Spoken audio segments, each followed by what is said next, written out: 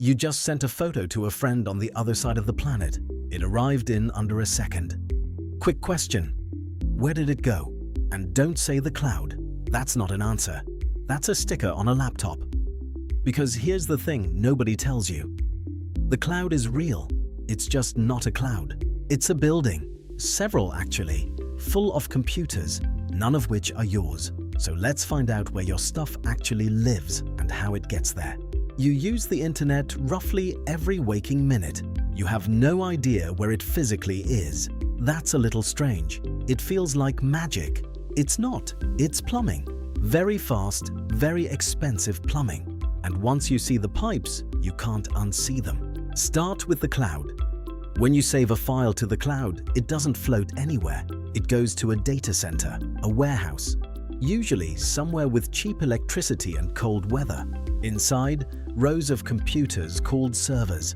Thousands of them, running constantly, never logging off. They get hot, aggressively hot, so a huge chunk of that building exists purely to keep them cool. That's the cloud. A loud, freezing warehouse where your photos sit on someone else's hard drive. Romantic, isn't it? But your photos started on your phone. The warehouse is in another country. How does it cross an ocean? Not satellites, mostly. The boring answer is cables. Physical cables on the floor of the sea. Thousands of kilometers of fiber optic line laid by ships sitting in the dark next to fish. Almost all intercontinental internet traffic travels this way. Through a wire, underwater, your meme crossed the Atlantic in a tube the width of a garden hose. Now, how does the data itself travel? It doesn't go in one piece. Your photo gets chopped up into tiny chunks called packets. Each packet gets a label.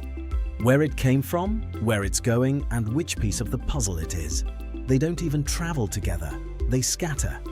Different packets can take different routes across the world. They arrive out of order at slightly different times and then get reassembled at the other end. Your friend sees a photo. What actually showed up was 1,000 pieces of confetti with very good directions. But routes need destinations.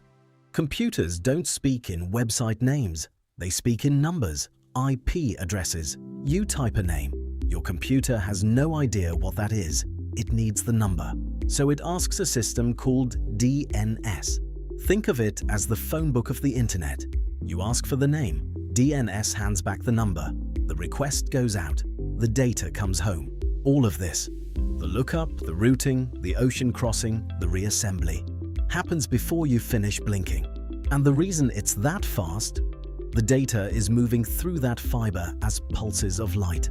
Light bouncing down a glass thread, flashing on and off to spell out your photo in ones and zeros. That's not a metaphor, that's the literal mechanism. Glass, light, very fast Morse code. So, where is the cloud? It's a freezing warehouse connected by cables under the sea, sending your data as light in scattered pieces to a computer that isn't yours. There is no cloud.